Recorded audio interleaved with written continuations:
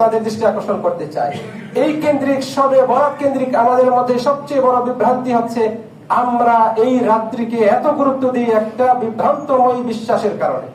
সেটা হচ্ছে আমাদের ধারণা সবে বরাতের এই রাত্রিটি হচ্ছে বরকতময় রাত্রি, যেই রাত্রিতে ভাগ্য পরিবর্তন হয়, ভাগ্য লিখিত হয়, সবকিছুর ফয়সালা করা হয়। আর এই জন্য এই রাত্রিকে সবে বরাত মানে ভাগ্য রজনী বলি আমাদের সমাজের মানুষগুলো। আর যারা এটাকে প্রতিষ্ঠিত করেছে যে সমস্ত আলিম ওলামারা, তারা এটাকে এভাবে ব্যাখ্যা করেন। এখন এটার জন্য একটা দলিল লাগবে, এবং সবচেয়ে শক্তিশালী দলিল হয় যদি কোরআন থেকে নেওয়া যায়। এই হিসেবে তারা কোরআন থেকে একটা সন্দেহপূর্ণ দলিল তারা তাদের পক্ষে নিয়ে আসছে, অথচ কোরআনের দলিল কখনোই সন্দেহপূর্ণ না। কোরআন কখনোই দুর্বল নয়, জয়ীফ নয়। কোরআন একেবারে স্বভাবেই শক্তিশালী।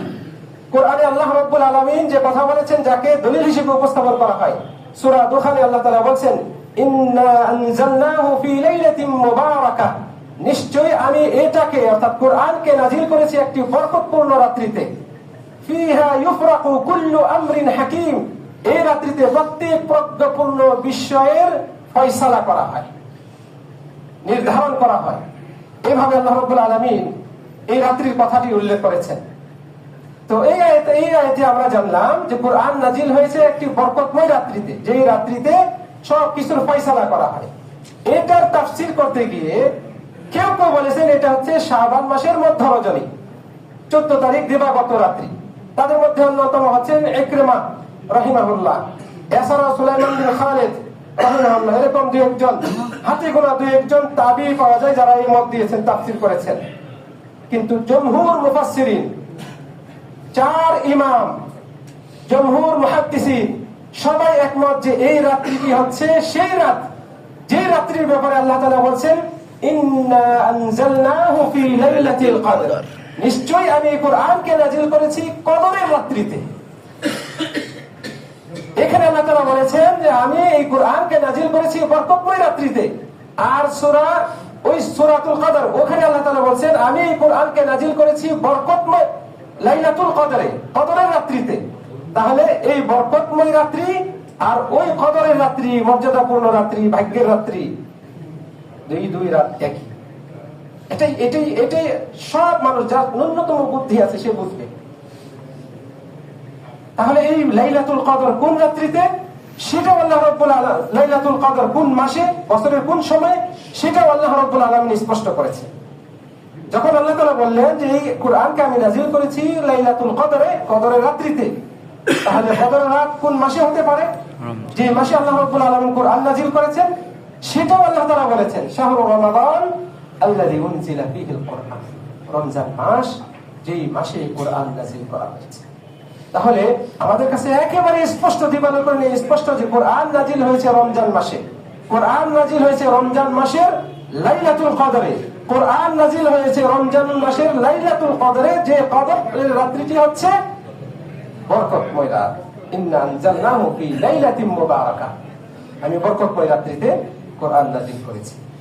সম্মানিত ভাইরা, তাহলে আমরা কোরআন থেকে যে দলিল তারা দেয়, সেটা যে দলিল হিসেবে ইস্তিদলাল, দলিল গ্রহণ করা হিসেবে ভুল, এটা আমাদের কাছে একেবারে স্পষ্ট।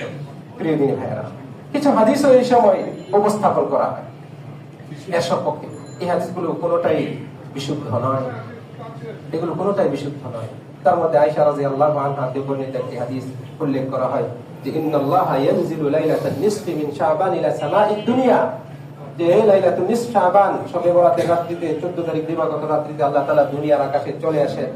তারপরে তিনি কালব গোত্রের যত ছাগল, ভেড়া, বকরি রয়েছে, এগুলোর যত পরিমাণ পশম আছে, এই পশম সংখ্যার চেয়েও বেশি মানুষকে আল্লাহ তাআলা ক্ষমা করে দেন। এই মর্মে রিওয়ায়াতটি এসেছে এবং সুনানে তিরমিজিতে এই হাদিসটি আসছে। ইমাম তিরমিজি এই হাদিসটি বর্ণনা করার পরে তিনি নিজেই এটা যে জয়ীফ সেদিকে ইঙ্গিত করেছেন। তারপরে তিনি বিশ্ববিখ্যাত ইমাম, মুসলমানদের উস্তাদ, ইমামুল আইম্মাহ, ইমামুল মুহাদ্দিসিন, আমিরুল মুমিনিন ফিল হাদিস, ইমাম বুখারী রাহিমাহুল্লাহ এই হাদিসটিকে জয়ীফ বলেছেন, মর্মে তিনি উল্লেখ করেছেন। ইমাম তিরমিজি ইমাম বুখারীর ছাত্র, তিনি বলছেন যে আমার উস্তাদ ইমাম বুখারীকে শুনেছি তিনি এই হাদিসটিকে জয়ীফ বলেছেন। ইমাম বুখারী যে হাদিসকে যঈফ বলেছেন সেই হাদিসকে আপনি সহিহ বলার সাহস রাখেন কিভাবে? ইমাম বুখারী কে, পরিচয়টা জানার চেষ্টা। সম্মানিত দিনী ভাইরা, আরেকটা হাদিস উল্লেখ করা হয়, এটাই আমার আলোচনার আজকের শেষ হাদিস। আরেকটা হাদিস এই মর্মে দলিল হিসেবে উল্লেখ করা হয়, আবু মুসা আশআরী রাদিয়াল্লাহু আনহু হতে বর্ণিত, ইবনে মাজাহ এবং মুসনাদ আহমদের হাদিস।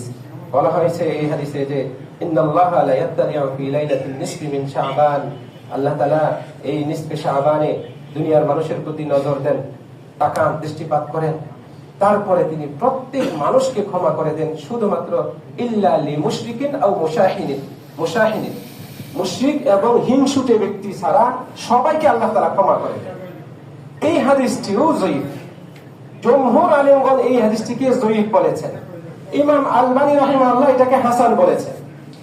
আমরা যদি ইমাম আলবানীর মতটাকে গ্রহণ করেও ধরে নেই এই হাদিসটি সহিহ, তাহলে এই হাদিসের ভাষ্য কি সেটা আপনি জানুন। এই হাদিসে বলা হয়েছে আল্লাহ তাআলা এই রাত্রিতে দুনিয়ার মানুষের দিকে তাকান, তারপরে মুশরিক আর হিংসুক ব্যক্তি ছাড়া সবাইকে ক্ষমা করে দেন।